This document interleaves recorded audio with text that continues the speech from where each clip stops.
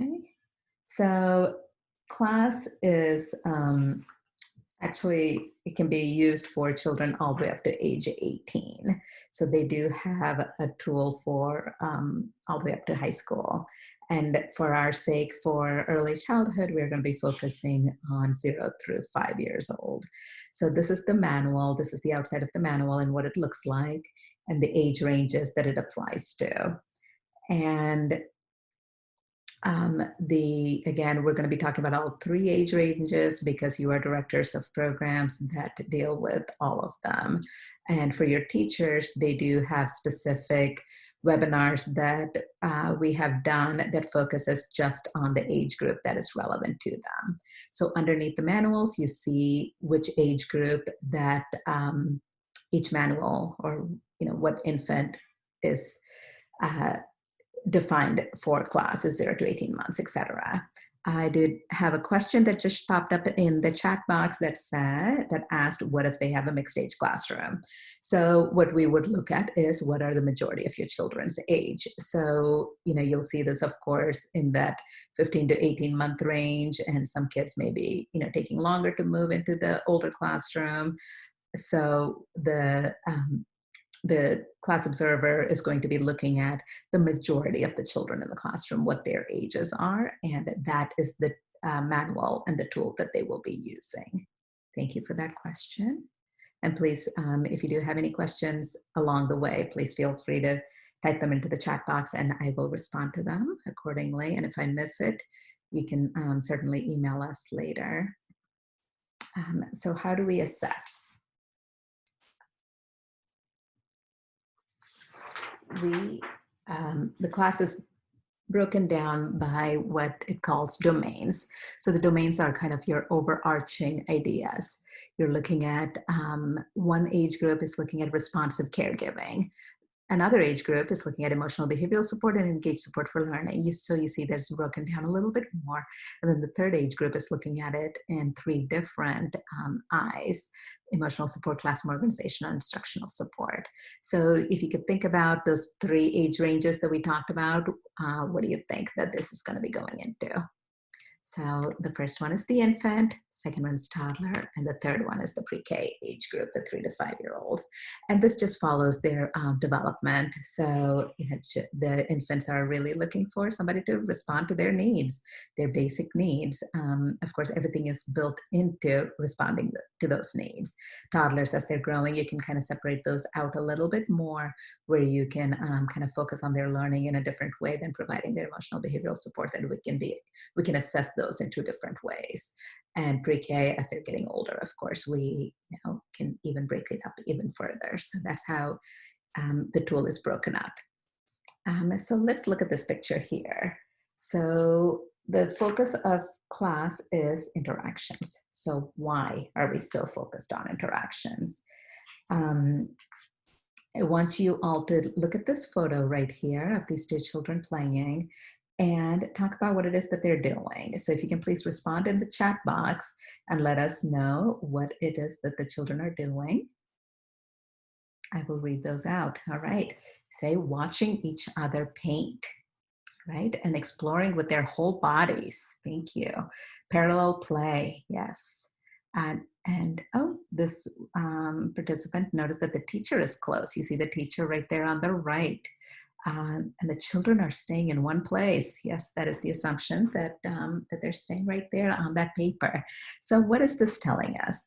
This is telling us that a simple activity as putting paint on a paper and letting children take off their clothes and sitting there is giving them a chance to observe, giving them a chance to, get to be familiar with their bodies and getting to know senses, and watching each other and learning from each other, and how that the teacher was able to find an activity that showed that captured the children's interest. So what we do, and these interactions impact how children think, how they reason, and how they communicate. And we all know that these are the basic foundations for children, for adulthood, for growing up. These are all the things that are critical, and it starts at this young age. And So if we look at, when is this happening? Just like, all the responses that you all gave, and there's plenty more, and I'm sorry I didn't get to yours. Um, they're happening in various parts of the classroom, various times, various aspects.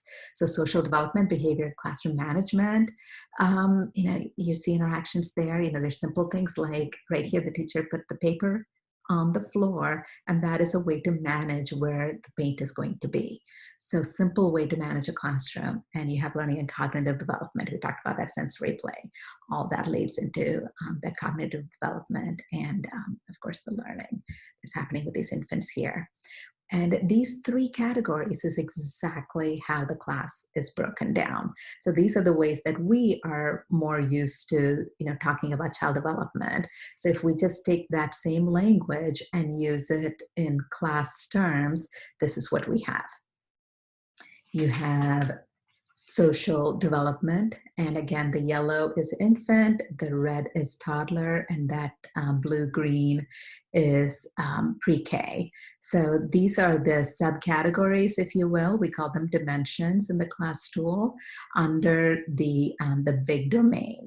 So you see how all of these directly reflect upon the social development that's happening in this age group. Okay, and then these are more dimensions in the class tool. And you see that this is all focused on that behavior and classroom management. And we just had a question pop up about why the infant is not listed in here in behavior and classroom management. So the infants are, we saw their overarching idea is the responsive caregiving. So that really is kind of, everything is just intertwined in the infant classroom, that when we broke this down, we felt that it was best to really identify the infant class, the infant age group as being more social development, and the next one, which is language and cognitive development. So, just like we saw that there was only one domain in the infant age group, there's, you see that the breakdown of these dimensions are also smaller in the infant, because we're capturing so much in very simple ways of looking at it. And with children developing as they grow older and their development changes, you can break it down even more. And that's why you see more categories in the older age groups. So language and cognitive development is another way of describing that classroom, the class term that we called instructional support or facilitation with their engaged for learning development. So again, a lot of these terms are words that we are very familiar with, and class just uses different terms. So nothing is changing as far as what we know as far as best practices. We're just putting them into terms that are different than most of us are used to. All right, so what is class?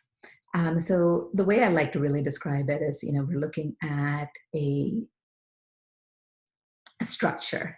What do you need when you are constructing a structure? So in this image, you see that it needs the foundation. So the foundation in the pre-K tool is that emotional support. And just like in the toddlers, emotional and behavior support can be built into that because there's only two domains there. Infant, it's responsive caregiving because that is what those children need. So this is how you lay your foundation. The emotional support really focuses on those relationships, on building that trust and between the peers and the teachers, not just with the teachers. So once we have the foundation laid, what do you need next? You need your walls. So the walls in the class tool for the pre-K is that domain, classroom organization. So this is where we see behavior guidance. This is where we see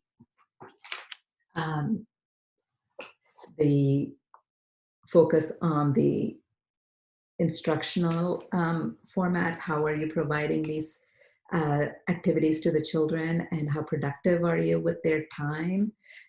Same thing with the toddlers, and again, infant, it's all wrapped up, it's all intermingled, so much that it's just really responding to the care that the children need.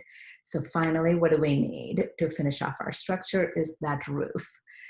And the pre-K tool identifies that as that instructional support. So this is really where we are deepening those concepts and giving them the feedback for their thoughts and what they have to tell us, and giving them all that language, which is similar to what we are finding in that Engage Support for Learning in the toddler tool. And again, responsive caregiving in the infant. It's all built in that one domain. So that essentially, so if you think about the classes being like that, start with your foundation and build those relationships with those children. Get them to, really trust you, play with you, and then you can slowly work on that classroom management. And then finally, top it with that, the concept development pieces of it. So how do we assess? It is a 1 through 7 score scale, and 1 being low to 7 being high. We do not want you getting caught up on the scoring, so please encourage your teachers not to get caught up on the scoring. And yet, that is definitely a feedback that we got just in the chat box right now, is that the teachers will get caught up on the numbers, and it's hard not to. You want to know how you did. But again, really want to emphasize that the teachers are doing everything already in the classroom. The tool is really just to capture that in a very precise, kind of in one way. So this is not to, penalize anybody. This is really just for focusing on what can we do to improve the care that we are already providing.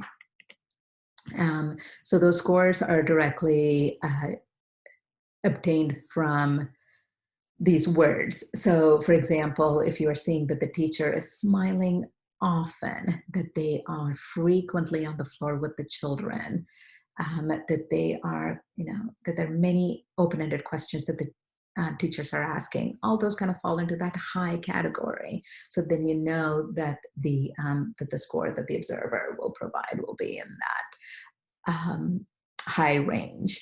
So, if as you are, coaching your teachers and speaking with them about it, these are some of the things these are some of the words that you may want to kind of plant in their heads as to how often are you doing this, and if it is happening more often, then the chances are this, the score is going to be a higher score than not. If we're doing it sometimes, then of course you fall right in the middle range. So anyway, this is where the scores are coming from. Okay, so we will start with the infant tool. And just give me a second to grab my notes. So the infants we mentioned is 0 through 18 months. And the one domain is that responsive caregiving domain. And the infant is broken down into this multiple dimensions. So we see 4 dimensions here. So I'm going to go into details of what those 4 dimensions are. And we're going to see an example of what this looks like in a classroom with the video. All right, so the first dimension is relational climate. So this is where we are looking at eye contact and how close are the teachers to the children, joint attention. So what do we mean by that? Is if the children are playing with blocks, are the teachers also playing with blocks, or are they doing something else? Are they busy with cleaning up? And again, that's going to happen, of course. And the observer is going to be very well aware of infancy and what happens in the infant classroom. So you do not have to worry about them not understanding. But what we're looking for is, for the time that the teachers are being observed, are we seeing this happen often? Is there joint attention? So even if a teacher is changing a child's diaper, another child's diaper, is the teacher involved with the other one that's on the floor playing with the blocks? So that's what we're looking for here. Emotional expression, respect for infant state. So here we're looking for communication of intentions, transitions, and changes. So we want to let these children know before we pick them up, before we wipe their noses, before we change their diapers, whatever it is that we are doing, manipulating their bodies, we want to let them know that we are about to do that. And that is a sign of respect. So this is something that is a key for the younger age groups. You see it in the older age groups as well, but obviously with infants who are non-mobile, you want to let them know so they're not startled and they're not afraid of you coming at them. So question that just popped up, do we have to let the child know every time that they are going to move? My answer to that would be yes, um, because it's their bodies and we are showing respect. Okay, lack of adult negativity. Here, I want to point out the lack of negative comments.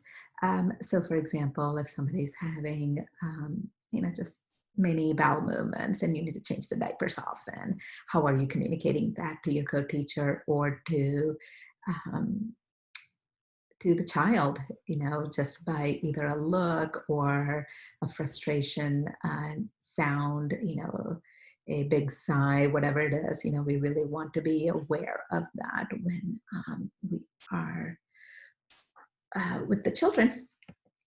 Okay, so the second dimension is teacher sensitivity. And here we are acknowledging them verbally and or physically. So for example, going back to that diaper change example, we want to make sure that we're letting a child that's on the floor playing know, hey, I'm changing so-and-so's diaper right now. I will be with you just shortly. So something simple as that is showing that child you are aware of them.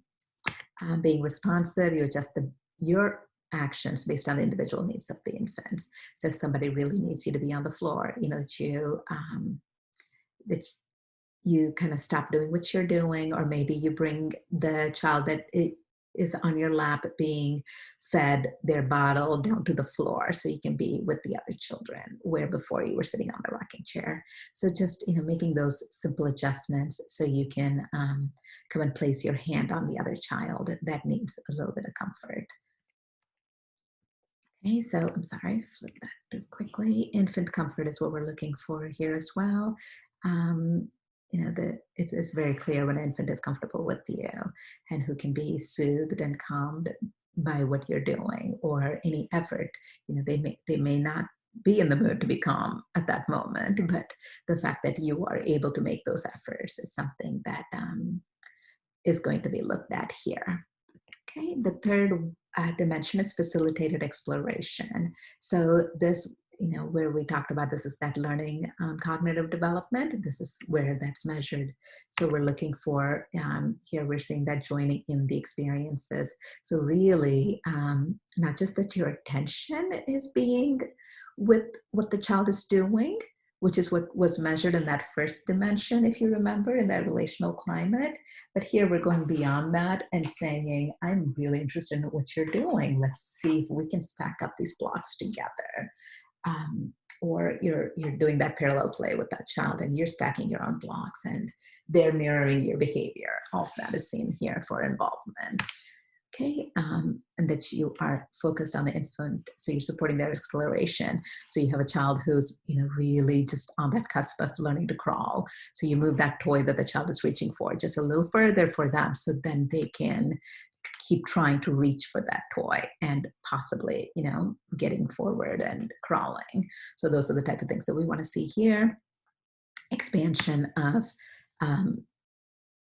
infant's experience. I'm sorry, the previous example I gave you would probably be better fit for this one, for expanding their experience. So for supporting exploration, that you are, they look out the window and you pick them up and show them that the clouds are up there. That what caught their eye. So you're kind of supporting what it is that they are focused on. So apologize for that example mix up there.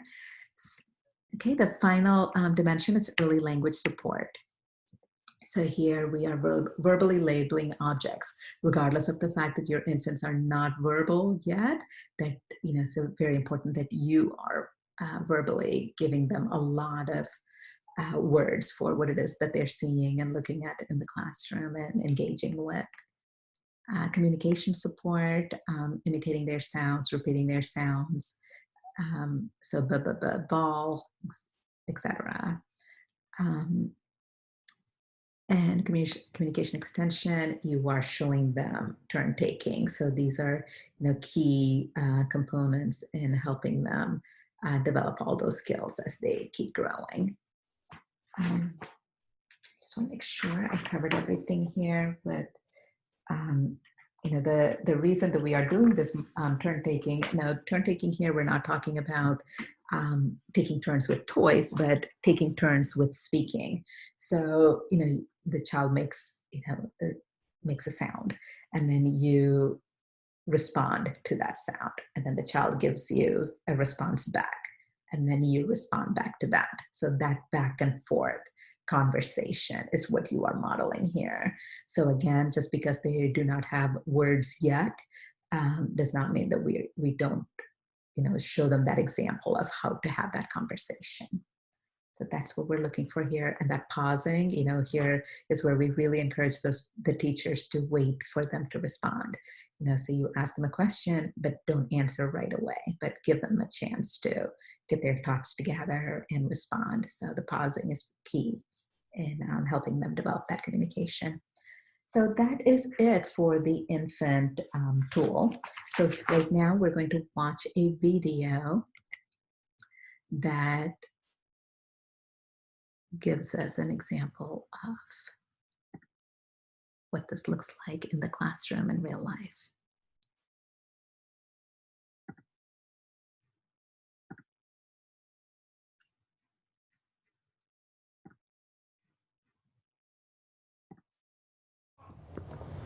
Look, Tristan. Tristan.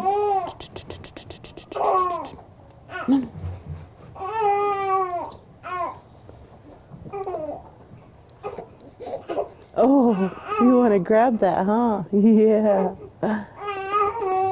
Boop, I got you.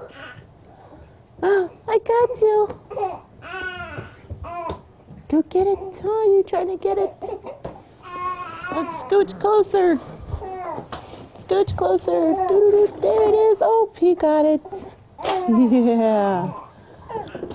You got it? You got the eagle? There you go. Yeah, great job. Oh, what are you looking for now? I see that foot kicking. What you looking at? You see something you want to get? What is it?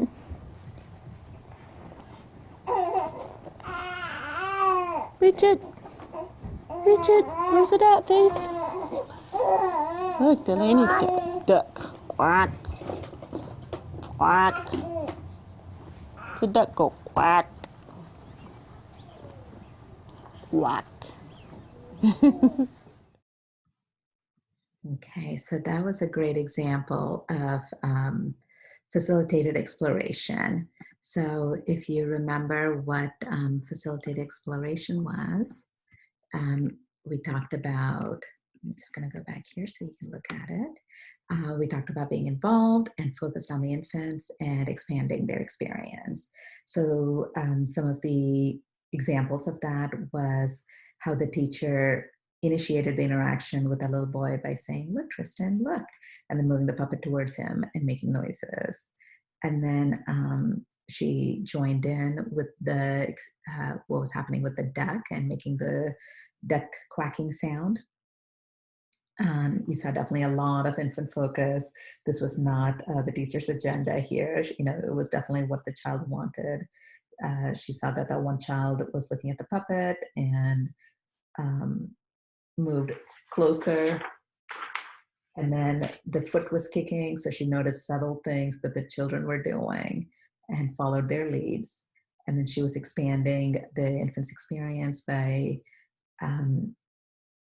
encouraging by saying, "Reach it, where's it at?" And then also with that other little boy with moving the puppet a little closer. And the quacking sound, of course, is expanding that experience as well. So that is the infant tool. All right, so next one is toddler. Now, while I get my toddler materials together, Who can remember the age range that the toddler tool focuses on? If you just put it in the chat box, that would be great. Okay, yes, 18 months up to 36. And if you remember, sometimes you have the, 15 months to 36. I was looking at two different responses. The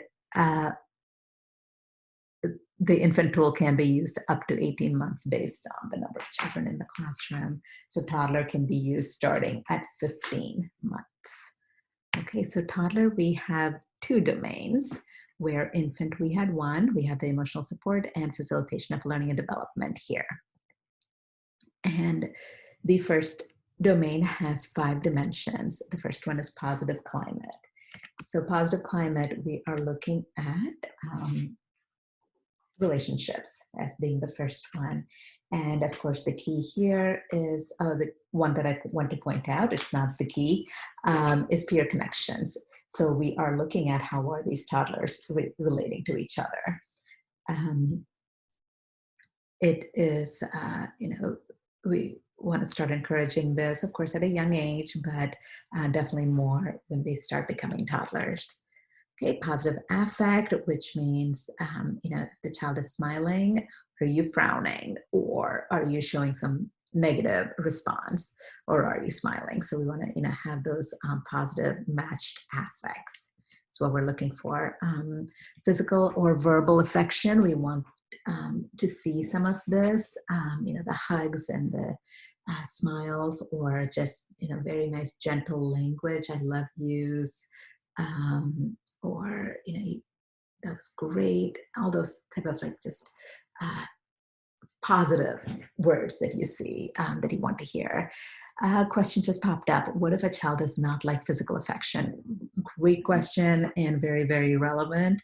It is important that we never force ourselves upon anybody, and please encourage your teachers not to do that as a show for the observer that is in the classroom, because that is going to be very obvious to somebody who's in the classroom, who's watching, who's observing, to show if to see if a child is comfortable or not. And children, not all children like physical affection, just personal preference, or if it is something that physically, but they just don't like being touched. So how else can you show this affection or this care?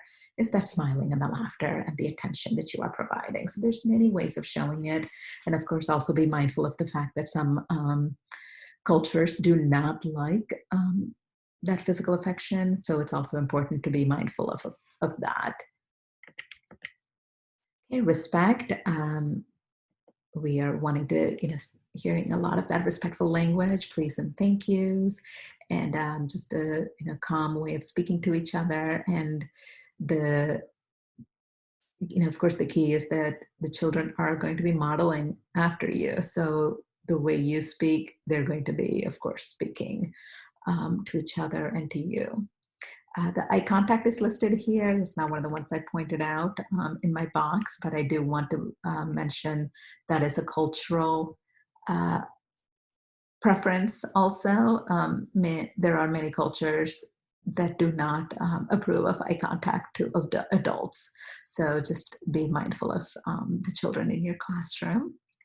Body orientation. This is what we talked about in the infant classroom of communicating the intentions. Do not, touching a child without letting them know that you're going to do that, or helping them with hand washing, or if your toddlers are still in diapers, ensuring that you are not touching without letting them know. Okay, this is something we did not see in the infant. This is negative climate. Unfortunately, we do start seeing some of this. There's a little bit of mentioning of this in the infant tool, but more broken out. in the toddler tool. The main one I want to focus on here is the sarcastic voice or statements. So, simple things like, oh, really? Or did your mom really say that? Or little things like that. We want to be careful that we don't say that too often. One of the things I know I, as a coach and observer, has seen is that a lot of times those comments are really made towards one child over and over and over again. So we really want to be careful and, as directors and administrators, really be helping that teacher focus on what it is that they're saying now and how that is taken by the child.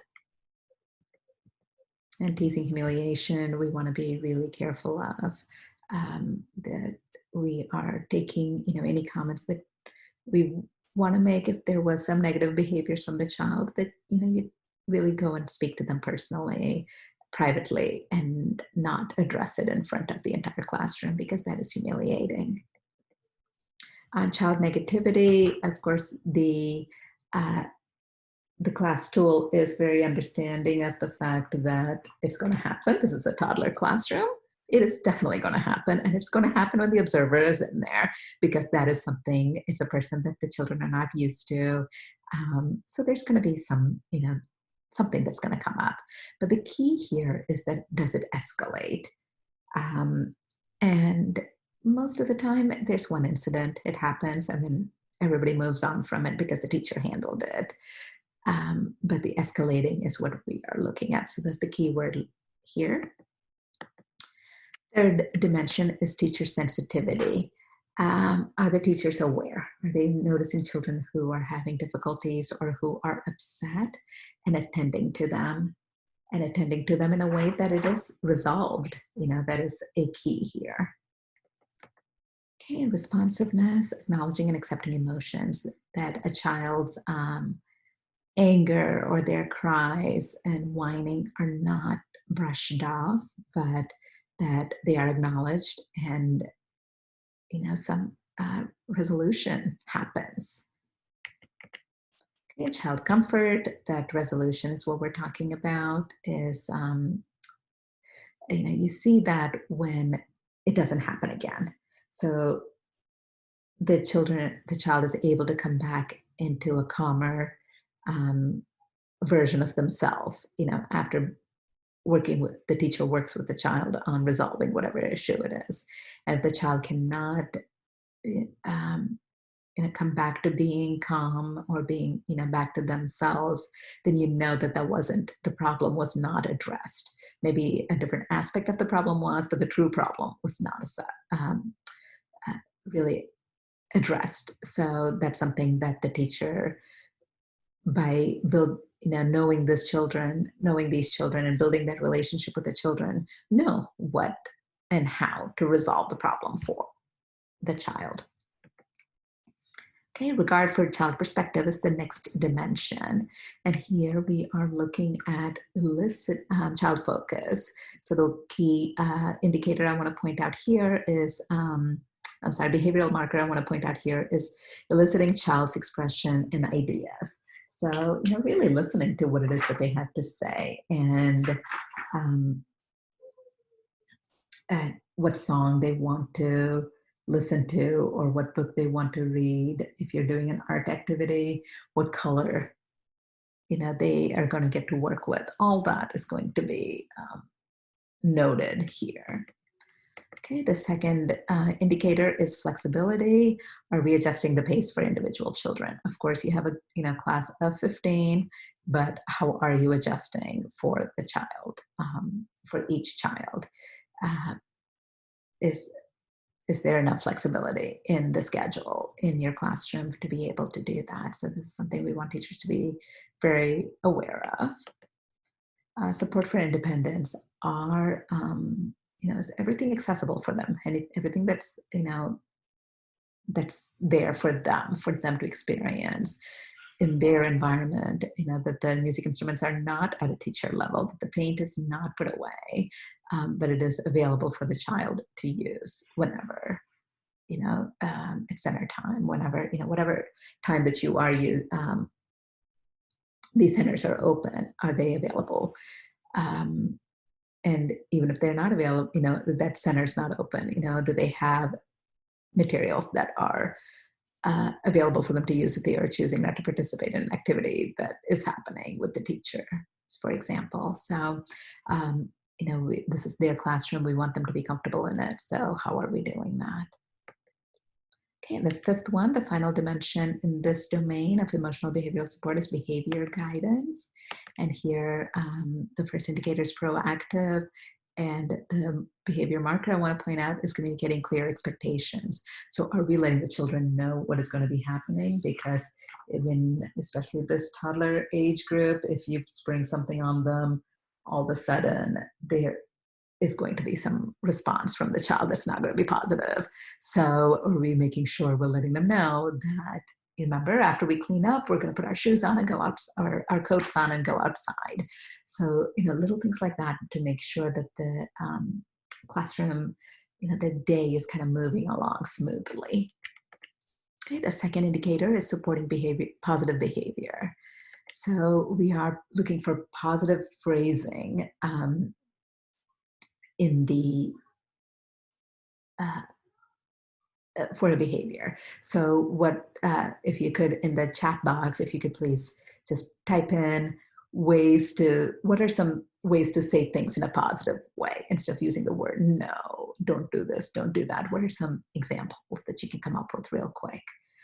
Okay, so I'm saying, thank you for walking to the sink. So instead of saying don't run, we are saying it another way by saying thank you for walking to the sink. You waited patiently for your turn. That's great. Stop whining. We don't want to hear that. We want to hear you waited patiently. Thank you. So a lot of good examples. Thank you all. All right. Now the third indicator is problem behavior. So we want to see reduction of the problem behaviors. And how can we do that? We can reduce the wait time. There is going to be times when, say the food is not ready, or we're waiting for everybody to get their coats zippered before going out. What are we doing to keep them engaged in those waiting times? So that is what we're looking for. All right, so let's watch a class video right now that focuses on the domain we just talked about. And give me a second to pull that up.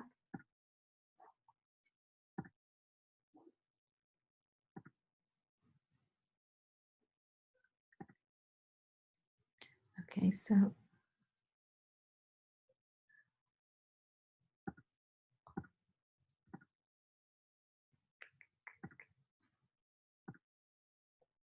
all right, so this is focusing on that behavior guidance dimension.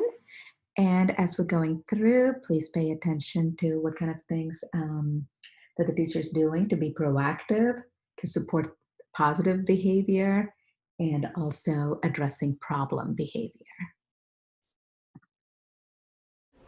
Here we go. Let's see what she's going to do. This is called Millions of Snowflakes. Only one baby one. One little snowflake. Oh, he's all by himself. Falls on my nose. Show me your nose, Casey. Where's your nose? Summer, where's your nose? You know what, Casey? That's fun that you can climb, but I need you to sit on your bottom now while we're reading our story, because your feet almost hit Duncan. Yes, you can climb there when we're done with our story, okay? Look, the one little snowflake fell on her nose. It makes me shiver. From where, Casey? From my head to my toes. Where's your toes, Casey? Show me your toes. There they are. Now, how many snowflakes? Two little snowflakes. Get in my... Okay, so that's just a fun video. I really enjoy watching that one. Let's go back to our PowerPoint. So what kind of things did we see here? I will pull up behavior guidance. Here we go. So proactive. We saw that the teacher was she definitely was monitoring the children. She was looking around, and definitely noticed the little boy, Casey, who was playing on the wall. She was supporting positive behavior. How did we see that? We saw some redirecting, a lot of redirecting. Show me your nose. So he had to kind of, get himself off the wall to show the nose, and also his toes. And she then, those were subtle ways, but then she did say, I need you to sit down. Sit on your bottom, is what she said to him. And she did also say exactly why he wasn't being asked to sit, because the teacher felt like it, but because he almost hit the other child. And we noticed that that behavior, it did not escalate. It didn't get worse than it was, and the child was engaged in the activity of the book reading. So again, a good example of ways that this looks like in a toddler classroom. We do have a question asking about the assistant teacher in the classroom. So the questions, if I can just paraphrase it, the participant is wondering who the observer is watching. So great question. For the sake of this grant, we're going to be mainly focused on the teacher that is identified as the lead teacher in the classroom. The assistant teacher, if responsible for the children for multiple times in the classroom, like majority of the classroom, then yes, the assistant teacher will be the one that's going to be observed. But for the sake of this grant, we are going to be focused mostly on the lead teacher. If there's, of course, teachers who are co-leads, then both teachers will be observed equally. Of course, any feedback that is provided will be for, especially if there's any concerning feedbacks, it will be brought up. But as far as for collecting data, the purpose for this grant is to really focus on the lead teacher. And as directors, I'm sure you all know that if you have a sharp contrast between the two teachers, two adults in the classroom, that it is going to show regardless of one teacher. So just something to be mindful of as you are getting your teachers prepared for just interacting in the classroom, not just for observations, but being able to work together cooperatively to serve the kids in the best way that we can. So thank you for that question. It's an ongoing type of conversation that we always have about the weight, if you will, that we put on different interactions.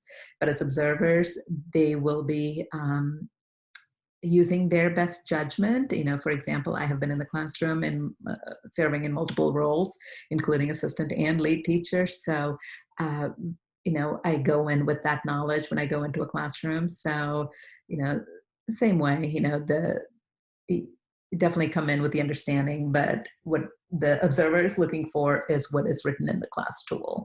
So if the children's interactions are affected positively or negatively, that information is recorded.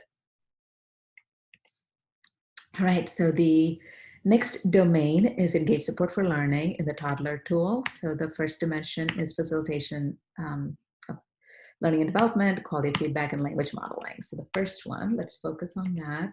The indicator is active facilitation.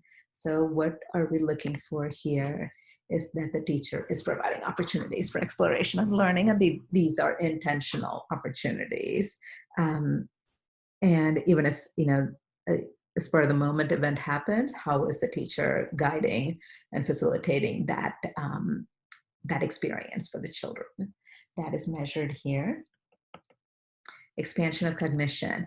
We are seeing that the teacher is integrating the concepts across activities and tasks. So for example, you're talking about dinosaurs, that's the subject for the day.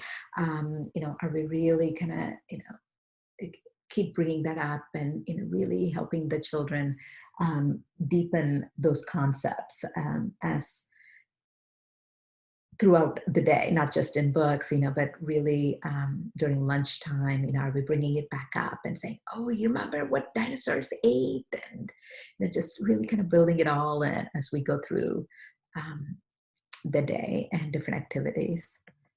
Okay, and we're wanting teachers to encourage thinking skills. So here's where we're looking for really listening to what it is that the children are saying, what they are thinking, really helping them, think about it. I wonder why that happened. Now, those type of comments really help with understanding. I wonder why you thought that. I wonder how we can do this. So those kind of things really help the children think about it even more. Children are actively engaged. So this is where it's important that the material that they're using is hands-on. We talked about, things being accessible. Here's where we're saying that it's, how important it is because it helps them being actively involved with the activity in the classroom. Okay, quality of feedback is looking at are we following through? Are the teachers, really providing feedback in response to what the children are doing? So scaffolding is the first indicator there. So we're providing them with prompts to help them gain that understanding even more. Providing information, are you giving them more information so you can connect their thinking? So for example,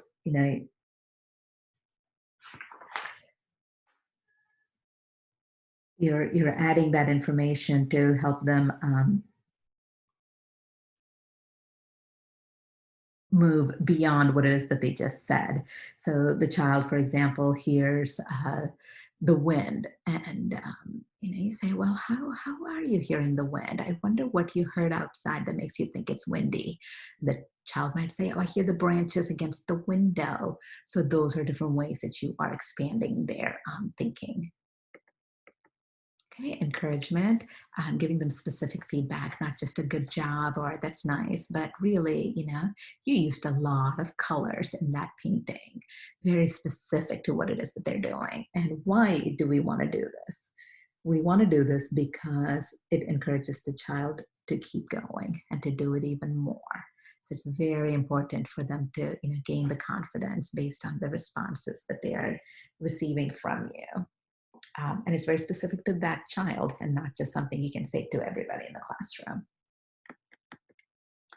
And you are recognizing their accomplishments. Again, key to building their confidence here.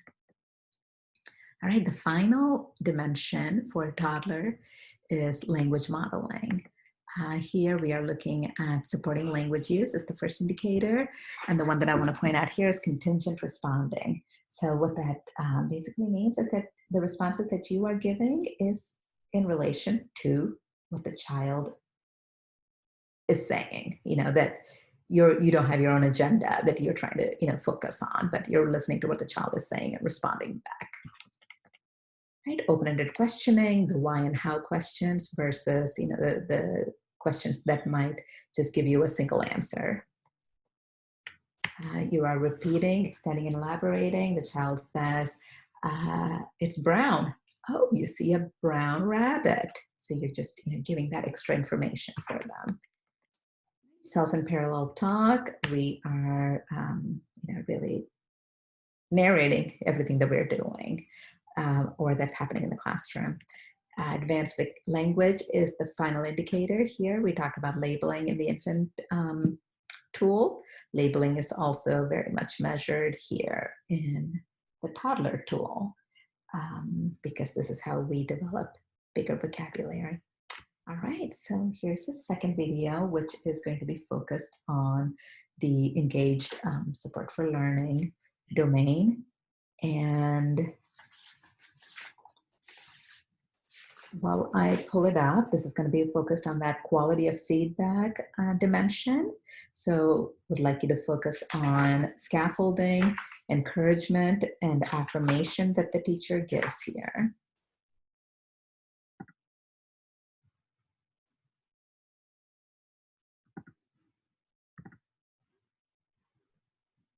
Okay, give me 1 second to pull it up.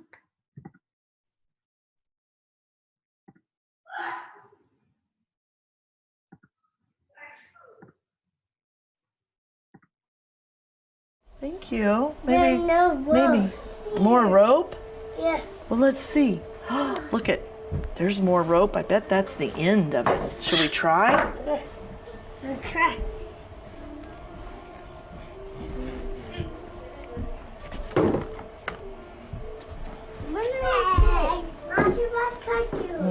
No. Are you going to help us put this together too?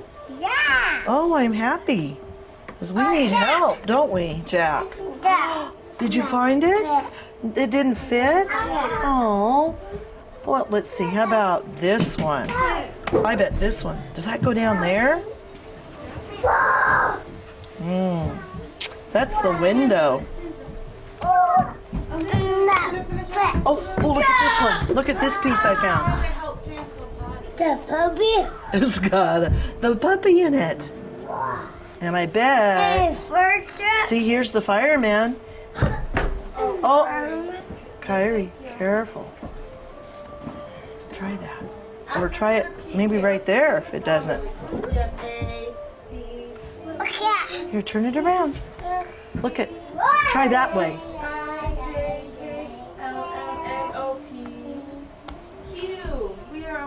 You did it. You found it. You did it. Let's see.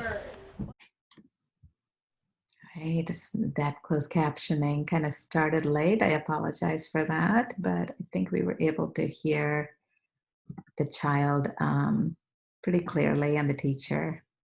So let's talk about what we saw here. We saw some scaffolding. The child said there's no rope, and the teacher points to the piece that did have the rope and said there is more rope. I bet that's the end of it. So that gave the child a clue as to where that puzzle piece might fit. And she was heard saying, well, let's see, how about this one? Does this one go down there? So she's giving a lot of hints for him. That's the window, here, turn it around. So these are, ways to help him be successful by just giving him those hints to move him along. And in the end, you saw that encouragement. There was the thumbs up, you did it. So a lot of positive ways to help this child keep going. So that is the toddler tool. And now we're up to our final one, which is the preschool tool. And while I pull that up, let's orient ourselves to pre-K, which is 3 to 5 year olds, of course. And this one, as you remember, has 3 different domains. And each domain has multiple dimensions. So we're going to go through those dimensions just like we have. Okay. So emotional support, classroom organization, and instructional support. So those are our domains. In the first domain, start with positive climate. So our first indicator is relationships. So shared activities. So similarly to what we were seeing, we want to make with the infant that we are, just being part of it. The joint attention is what it was called in the infant. So here we see it as being shared activities. And, it's important that we are right there with the children and not into our managerial tasks that we have, etc. So it's important to be part of their experience. Matched affect, again, if they are smiling, then we are also kind of, really giving them that same response back. Positive affect looks at that smiling, laughter, etc. Positive communication is the third indicator. And here, again, is that positive expectations. So really not hearing too much of that no and nots, unless of course it's dangerous. But what do we want to see? Not the behavior we don't want to see, but what do we want to see? Okay, respect, respectful language, key with the children who are really playing with those words, especially the words that they hear and the actions that they see and they're mimicking. We really want to show them how to be polite and how to really respect one another. Right. Next dimension is negative climate. Again, escalation we are talking about here. Threats for punitive control indicator. It's very, very important that we focus on that. And we did not with the toddler, but this, of course, appears for both, all age groups, actually. So, you know, that the consequences are natural consequences for a behavior. We are not doing the if and then statements. So we're not keeping the children from something and really, you know, doing those threats to control their behavior. But we're, you know, encouraging them to show positive behaviors through many different ways. So key to pay attention to any of those even subtle threats that you may see in the classroom. Right, sarcasm and severe negativity. The children's behaviors are also measured in this towards one another, not just the teachers. Right, teacher sensitivity is the third dimension. Awareness, similar to what we talked about in the toddler. Responsiveness, again, providing comfort, acknowledging those emotions, not brushing off what the child is feeling and how they are responding to, you know, whether a change in the schedule or somebody getting upset. We want to make sure we are acknowledging, addressing the problems. Key marker here is being effective and timely in how it is being addressed. So, you know, when you tell a child you're going to do something, really to follow through and do it, and letting them know, you know, if you can't get to it right away, you let them know when you can, and when that time comes that you do. This is a key in that relationship that the children are forming with the teachers. So again, a key for you to address with the teachers, helping them understand the importance of that. Student comfort. The one thing I like pointing out here is that the children are willing to take risks. So if they are comfortable in the classroom, they are willing to go kind of, you know, beyond what it is, you know, maybe go for that 100-piece puzzle, or, you know, go try the balance beam that they're not, you know, quite, you know, ready for it in their minds yet, but the fact that they're willing to try. And that shows that they're comfortable in the classroom, which shows that they are comfortable with the teacher and the environment that the teacher has set for the classroom. So I like to think of this as being a very key measure in how children feel about their teacher and about their environment. Okay, the final dimension in this domain is regard for student perspective. And the first indicator is flexibility and student focus. So we are following children's leads whenever we're doing, you know, in anything, conversations, tasks, activities. A question just popped up about that you follow a prescribed a commercial curriculum, and how can teachers follow the children's lead when we are doing any particular activities? So great question, and it is hard when you're trying to, you know, figure out when your teachers are really, you know, trying to accomplish this one task or go through this one activity that, you know, is on their lesson plan. So what can they do? How can they follow the child's lead? So, you know, a child doesn't want to sit at the table to color. Well, okay, so what other spaces can they go to? What if the child wants to use the red scissor and that one is not available? Are we going to let them wait and use the red scissor whenever it is, you know, available? What if they just don't want to be part of the activity? Then, how are you going to encourage them to? Is it, choices are huge. Choices are the main thing in early childhood education. So how are we going to allow for the child to have choice and still do the activity that the teacher wants the child to do? Maybe they can do it outside. Maybe they can do it before lunch. Maybe they can take it home and do it. So there's many different ways that if it is very important for the teacher to get a particular activity done, you're creating a classroom book and you really want the child to be in that book. How can you come up with ways, to negotiate with that child, really have a conversation. Well, this is why we're doing this, really offering those explanations to show the importance of that. And a lot of times if they see that everybody's doing something, they may want to join. If you make it so much fun, they may want to join. And if they don't, they don't. But it is important that we are flexible in our plans and that we are focused on what the children want. Right, support for autonomy and leadership is the next indicator. And those choices, again, are mentioned, here. Student expression, eliciting ideas or children's perspectives. Again, this can be done in many, many, many ways. Where is the teacher really listening to what the child is thinking? Is what we're really looking at there, and this can be done in many ways, many different times during the day. Restriction of movement. So the children are not expected to, sit in one particular way on one particular spot for, many minutes of the hour.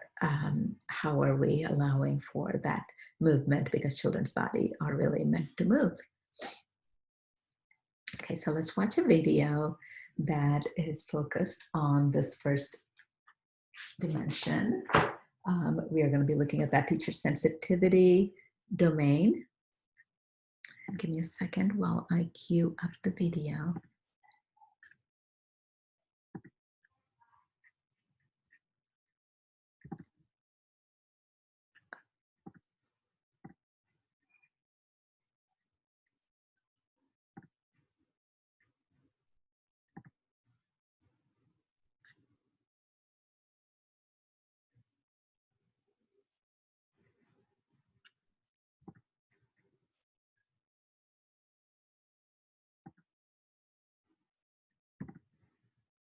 Sorry for the delay. All right, here we go. Oh, you didn't? How come? Because I didn't want to. Did you come in early today? Yeah. And I was walking and Olivia was running. And Olivia just got right in front of me for her to sign her name in first. Oh, That's so that upset you a little bit? And Andrea came and sent me too. We just had a little rough morning because we weren't first. Oh, it's hard, huh? It's hard. Not always being first. Sometimes when people are line leaders and someone is right in front of them and they're in the green room and they come to the purple room and there's a line leader Yeah. and they walk right in and someone walks right in before. Do you get cut? They run in before you? When you're line leader, that upsets you too? Sometimes you gotta let your friends know though, right? You can use your words and talk to them. I'm trying. You're trying. I've seen you try. And I've seen it work with you, right? When you use your words with friends. Did you sign in yet? Do you want to go sign in together? No? Okay. All right, so this video focused on teacher sensitivity, and we saw the teacher being responsive to that child. She was talking to him in a very soothing way as to why he is upset, and she gave him some physical comfort of stroking his head, and she acknowledged his emotions. It's hard, huh? Not always being first. And then, really understanding what it is that he was upset about, that he was upset about not getting cut, or that he does get upset about being cut when he's a line later. And she was addressing the problem and ways to resolve it. Sometimes you got to let your friends know, right? I've seen it work with you. A lot of encouragement there. And he was clearly very comfortable talking to her because he could see that he, definitely just sat there instead of just saying, I'm good, I'm ready to go. He sat there and really talked to her. So great video to demonstrate that. All right, so let's move on to the second dimension, which is classroom organization. And here's what we're looking at. Is the classroom really a well-oiled machine, if you will? So the first one is that behavior management, clear and behavior expectations is the first indicator. And what we're looking for is, are the expectations stated clearly? So again, nothing is surprising. The rules in the classroom are very clear. Children know the rules. They know that things are predictable and they're going to be consistent. Right? Being proactive. So the teacher is anticipating the problems and keep it from escalating. So, for example, just, really the building that relationship and that what we talked about, that first dimension, really helps that teacher know that what kind of things may upset a child, so to be prepared for it. So the scissor example, maybe having multiple red scissors available because we know that there was a problem the previous day. So little things like that, so that we are proactive.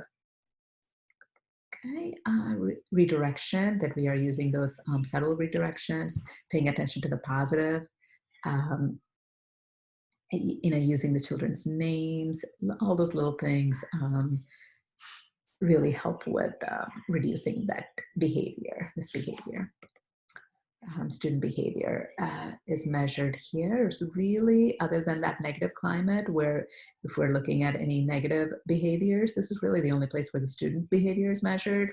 Everywhere else, it's looking at the teacher's interactions with the children and how we are setting up the classroom for the children to be successful. So here we're looking at frequent compliance, and here compliance doesn't mean that they're just going along with everything that you're saying, but they're aware of the classroom rules, and that they're just kind of flowing through the classroom.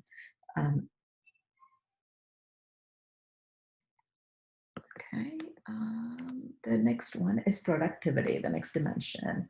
And productivity, what we are looking at here is maximizing learning time so that there's plenty of activities available. So it's not just one thing and everybody has to wait for the one child to pour water from the jar into their cup, for example. But there's many different things that the children can be doing while they are waiting. And this really helps with, of course, behavior issues because everybody's busy, everybody's engaged. Routines, little wandering. Again, we talked about this earlier. If there is time that you have to wait, or if a child is transitioning from one activity to another activity, that there's something for them to do in between, that they're not just wandering around the classroom, because unfortunately that is when we do see negative behaviors kind of creep up. Okay, transitions, being quick and building those opportunities within when we do have those transitions. It's, a lot of this, you see that it's us being prepared, that it's a lot of, not pretty much all of it is under our control with how we know our children and how to keep them engaged. Okay, in preparation, that we know the lessons, so that we can 100% understand what it is that we're going to be doing. And even if the children take it to a different way, that we are, kind of prepared for that is important here. And of course, that we're not, doing last minute cutting out things and gathering materials, but things are ready for the children beforehand. Okay, instructional learning formats is the next dimension. And the first one is effective facilitation. And what this really is looking at is how are we able to ask those questions to capture their interest. So you're introducing a hard concept about, for example, that the fall is coming, so leaves are going to be changing. How are we going to capture the children's interest so we can introduce those topics? Variety of modalities and materials is the second indicator. And it's important that the children are not just watching us do things, that they are fully involved and having their hands in it, literally, so they can be fully involved in the activity, in the book. So even if you are doing a circle time book, how can the children be engaged when they're listening to the book? Do you have maybe puppets that they can hold on to and all of them are acting it out? Do they have different responsibilities in the book? Are they helping, how are you getting them involved, essentially, is what we're looking at by giving them that hands-on. Okay, student interest is measured here, and also clarity of learning objectives. So advanced organizers, what we're really looking at here is the children understand what is the purpose of what you are doing. So when you are introducing, say, for example, that change of season, where, you're really describing to them what it is that's you're going to be talking about. So they are very well aware of, why are we doing this activity? It just doesn't make sense. But because you described it to them, now it makes sense. And now that they are more involved in it because they understand, the reasons for the activity. Summaries are important. And I've seen just about, everybody do this, where you sit at lunch, or maybe at the end of the day you have your class meeting and talk about tell me about what we did today. What did we see when we went to the farm? What did we see when we went on that walk? Really kind of summarizing it all for them, so then when you revisit, you can come back and have those recall conversations. All right, and this is exactly getting at that, reorienting statements. All right, so let's do another video, which is focused on the classroom organization piece of it. And again, give me a second to pull this up. This one is going to be focused on that behavior management.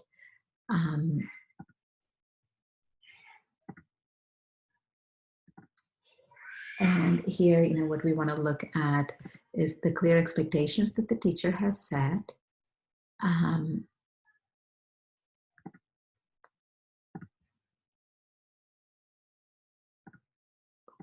And we are looking for the teacher being proactive. And we are also looking for the redirection of behavior, the misbehavior. This one is a little longer video.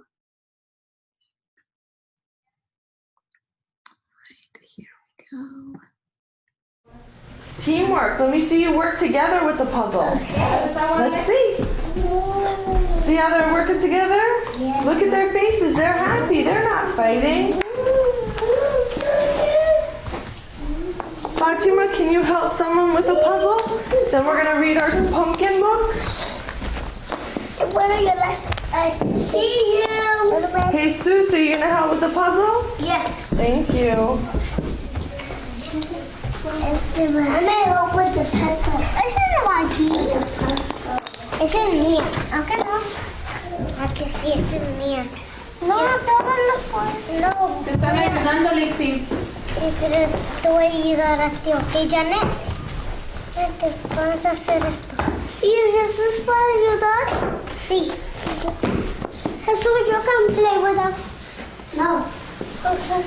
He's helping Natalie now. Let's put the puzzle on the table because Alex is almost finished. Then we're going to start circle time. Ese va allí. Ese va allí. No, te voy a ayudar. Litzy and Fatima, let's put the puzzle on the table.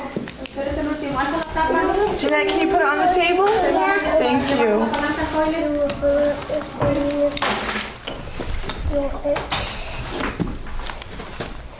We can finish it when we're done.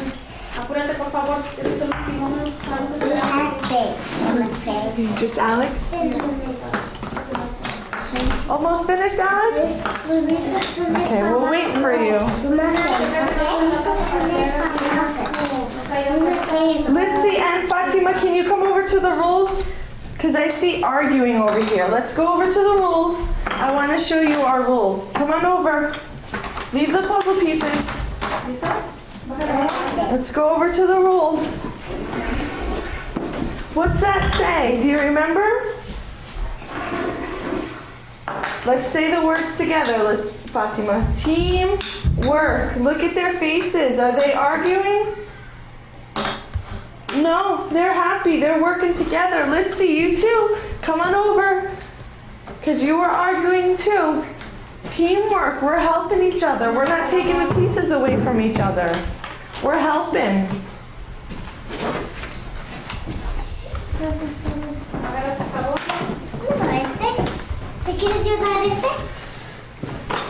Thank you, Litzy. Now you gave her the puzzle piece. Jesus is your friend. Is he helping you with the puzzle? Is he doing teamwork? You're doing teamwork together. Okay, so we see some clear behavior expectations from the teacher with comments such as teamwork. Let me see you work together with this puzzle. And then she takes them over to the rules board. So you can tell that that is an expectation that the children are very well aware of in the classroom. And they are looking at it together. The teacher is very close by monitoring. So this prevents that misbehavior from getting to that next level, which we don't want. And the redirection is happening by, again, taking the children to the board to remind them of the rules. And then there's a lot of positive responses from the teacher. Thank you. Now you gave her the puzzle piece. You're doing teamwork together. So we see a lot of this in play here in this video. All right, so now we are onto our final domain, which is the instructional support domain in the pre-K tool. Just take a moment to read this.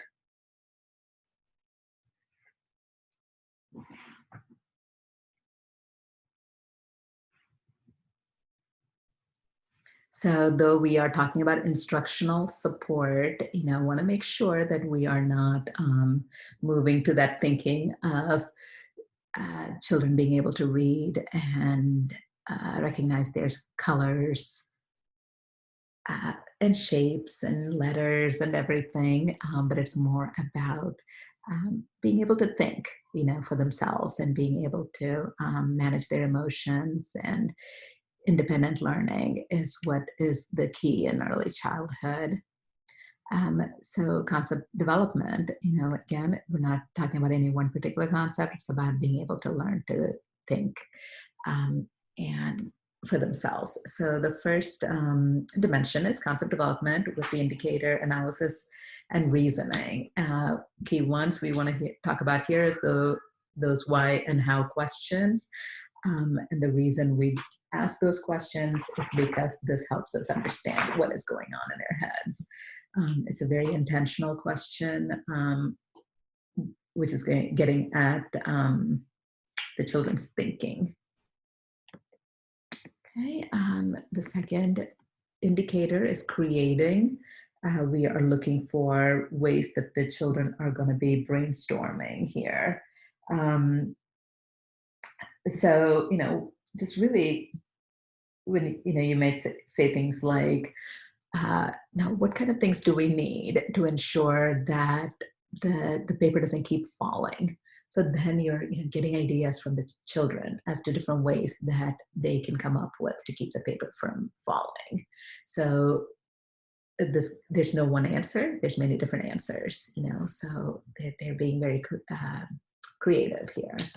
Okay, the third indicator is integration. So we are, really working hard on making sure we integrate the next thing we're doing with the children with something previously that they've learned. So you connect those dots for them. And then there's that, aha moment, if you will, of, okay, now that makes sense of why, something would work, because we've talked about that before. I remember when we did that, and that's why the leaves are changing colors. I got it. So they're really helping connect those for them. Connections to the real world. It's a key to make this make sense for the kids, and the only way you can do that is we're not, they're not in that abstract thinking yet. So we're really wanting to, connect it to something concrete that they are experiencing, that they, can relate to in their everyday lives. Quality of feedback is the second dimension. The first one is scaffolding. We've already spoken about this before. Really giving them that assistance without doing it for them, because they're not learning when we do it for them, of course. Feedback loops is the second indicator. It's the back and forth exchanges, really having those conversations with the kids. So we are listening to what it is that they're saying, and that we are responding back to what they had shared. So, not just one back and forth, but, like really going on, a full conversation back, having it go on long enough. Okay, prompting them through the process. So why do you think that lit up? Why do you think that worked when you moved the ramp higher? Really getting them to respond to those type of questions. Providing information, we talked about this before. Specific feedback's very, very important in giving them that understanding. Like it really helps with them gaining that understanding of why certain things worked. So the specific feedback's a key in providing the information for helping them understand those concepts, right? And the final one is that encouragement and affirmation. Giving them that recognition really helps with them continuing to, work hard at developing those skills. Okay, language modeling is the final dimension here in the pre-K tool. So we are looking at we want to hear those peer conversations. So, one of the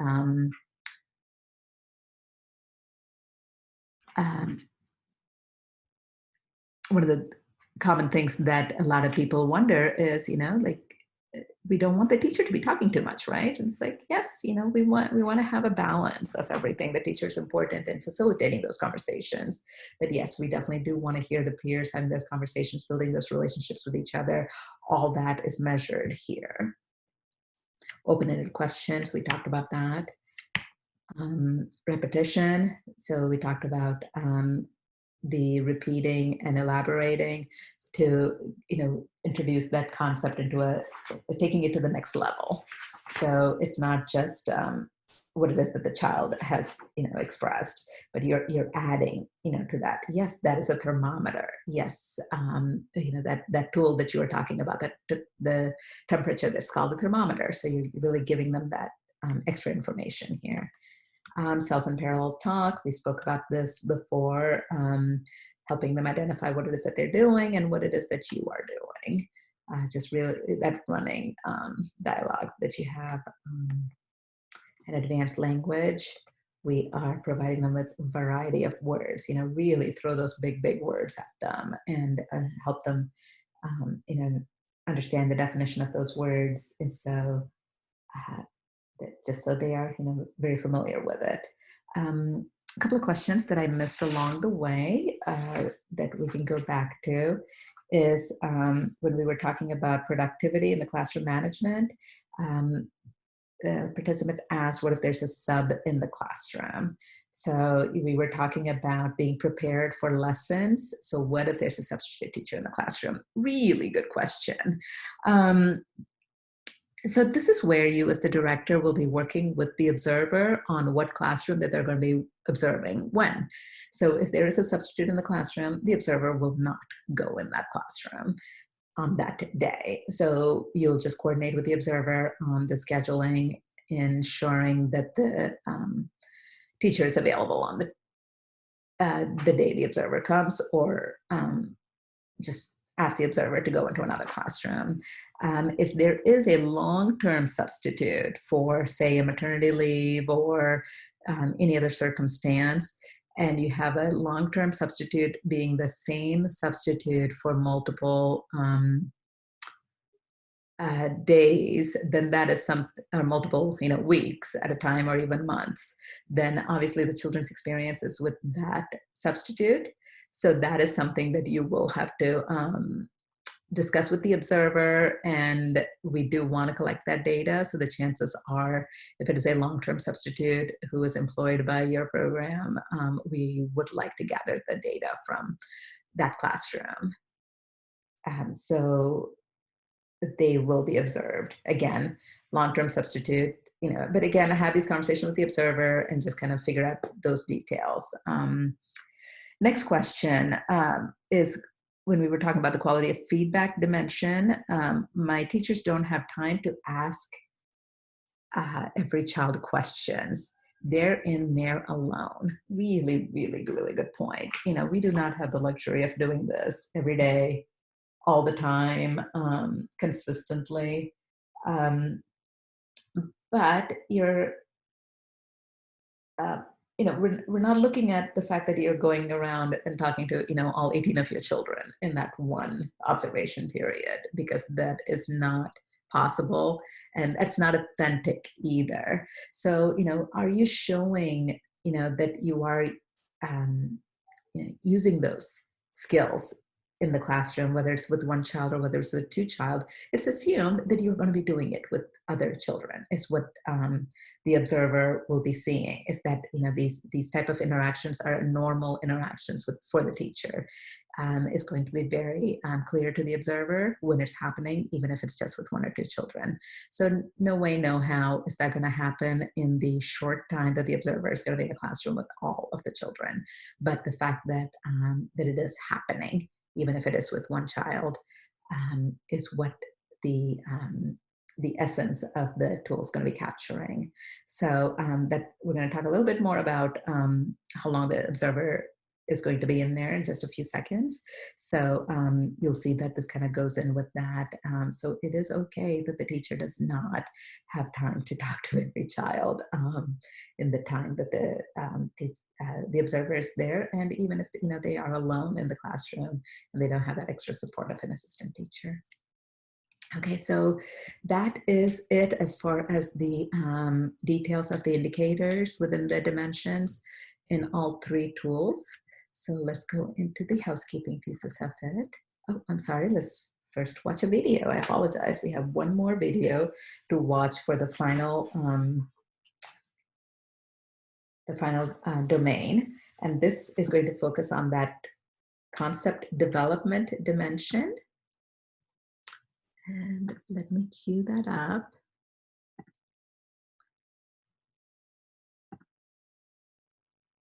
Okay, so here we're going to be looking at how the teacher is encouraging children to analyze and reason out what they are seeing. And they're going to be creating their own ideas, connecting it to the real world. So let's have a listen.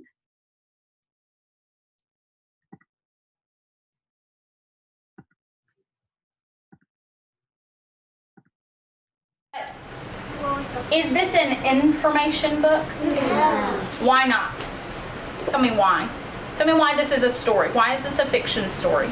Who can tell me? Amelia, why is this a fiction story?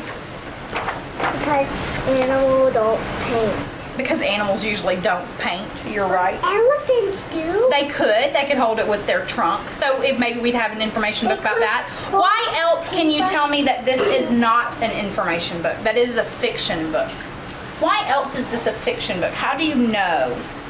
Theo?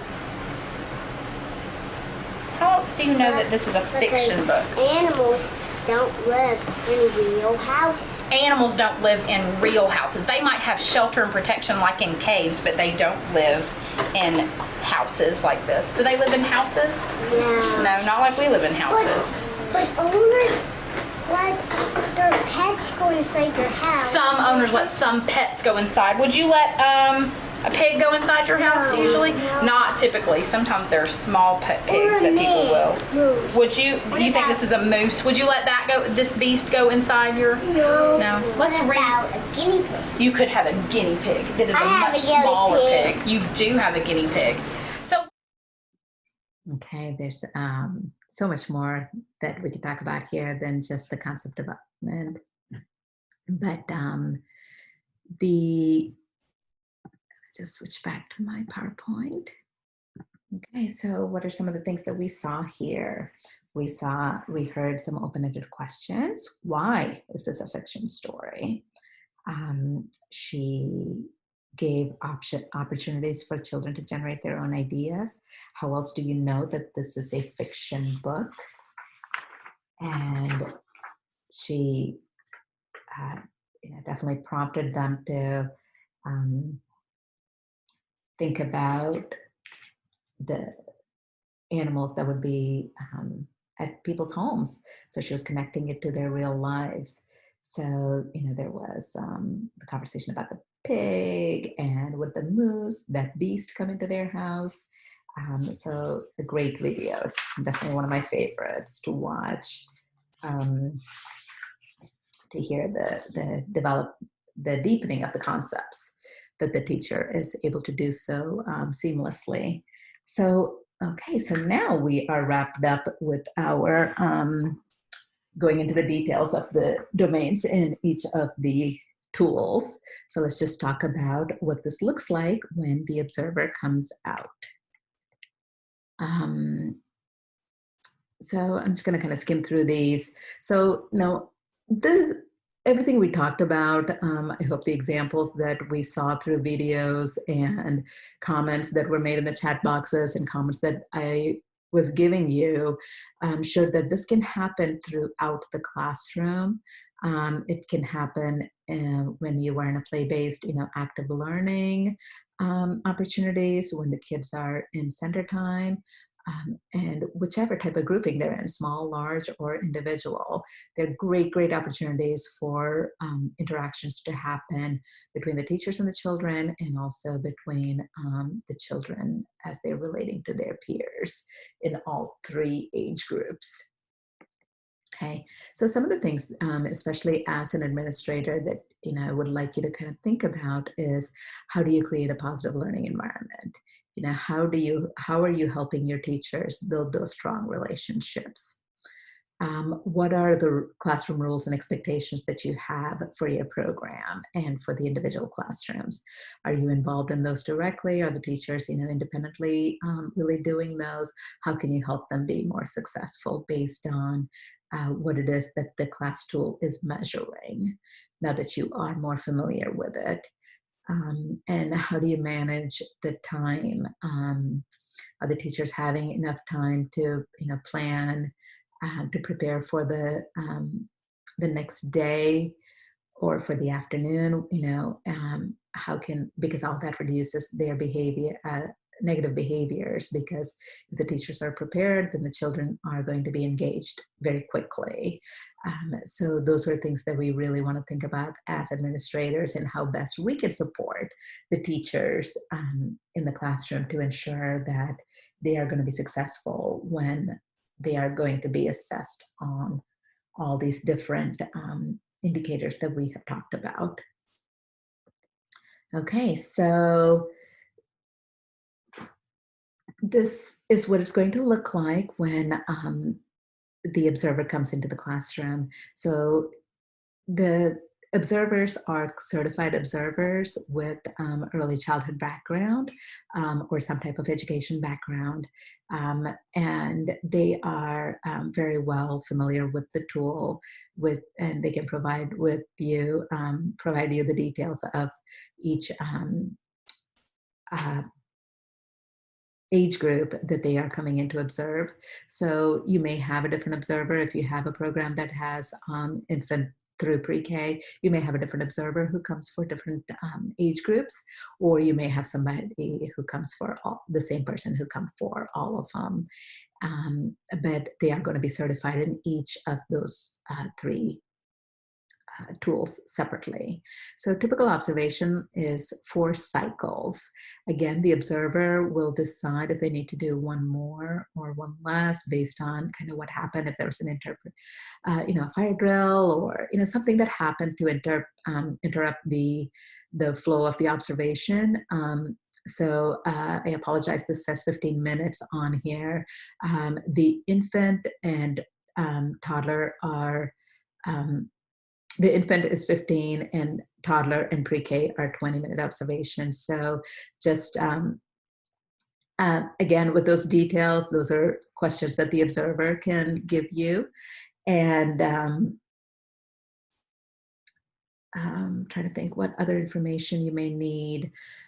The observations usually are trying to capture many different aspects of the day. So we are looking for, how does a mealtime look in the classroom? How does a morning group time, meeting time, if you have any of those, how does that look in the classroom? And center play, free time, usually not outdoor time for the pre-K. But infant outdoor time is observed as well because infants are on different schedules. So there's not, especially with the young infants, there's not any one particular meal time. So the observer will, again, use their background knowledge to best make it work for your classroom. And they will just be a fly on the wall, standing off to the side or sitting off to the side, observing and not getting in the way of the flow of your teachers. So some comments that are coming through. What if I know the observer? It doesn't matter. I have been in several classrooms where I worked with the directors and the teachers, but as long as my observations are not going to bias either negatively or positively, I am a professional who can go into that classroom and observe, and that is what any observer that's going to be coming to your classroom will be, unless there's, of course, a direct personal conflict. Then that is something that you will work with the regional director of Smart Beginnings to work that out to find another observer. But all that will be taken care of before the person will walk through the door, because you will have the name and you will have the contact for that person. So chances of that happening are slim, but it has happened. Next question is, my teachers are nervous. Of course. I've been in the classroom to know how horrible it is when another adult walks in the classroom. I like my children only. So it is, a lot of just reassurances that what they're doing in the classroom right now is what they just need to continue doing. And, after a few minutes of acknowledging that that person is there, the teacher's going to get right into what they are doing in the class with the teachers and forget that the person's even there. So, whatever reassurances you can provide, and the observer will also, provide those reassurances to their best ability. Will they get the results, the scores? And can you get the results and the scores? So the teachers will get feedback. We have a feedback form that we use that the observer, with respect to time, if they can, spend that time after the observation to sit with the teacher to go through what it is that they saw, what it is that they observed, and just give feedback. And because this is a data collecting grant, it is not to be used for other ways that can negatively impact the teacher by having their supervisors get the results. So it is going to be up to the teacher. It is not going to be up to us, the observer, to share that with the director, but the teachers certainly may if they choose to. So again, those are things that you will kind of just have to work out within your program on how all that is going to be handled. But again, the purpose of this grant is not to collect it for it to be reported to the supervisors, but for data collection. So just encourage you to handle that in the most respectful way possible. But the feedback will be shared, not necessarily scores, unless a teacher is adamant about wanting to know scores.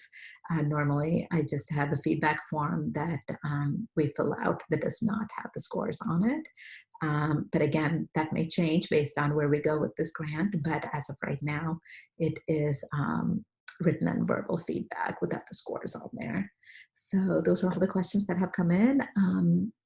And if there's anything more, I'll just wait a second. Nope. Okay. Nothing there. All right. So if you have any questions, with the amount of information that you received, you are ready, your program is ready, your teachers, encourage them to definitely watch. We'd like for them to watch the videos that talk about their particular age groups. Please encourage them to watch that, which will contain the exact same information that you received, but you received it all in one large presentation. So please contact us. You can reach me through the Smart Beginnings Rappahannock area, or you can contact Peachstone directly. They are the ones that are responsible for the class tool. So you can reach them directly if you have any specific questions about the tool itself. But Carol Clark or I will be happy to answer any questions that you have. Thank you for your time.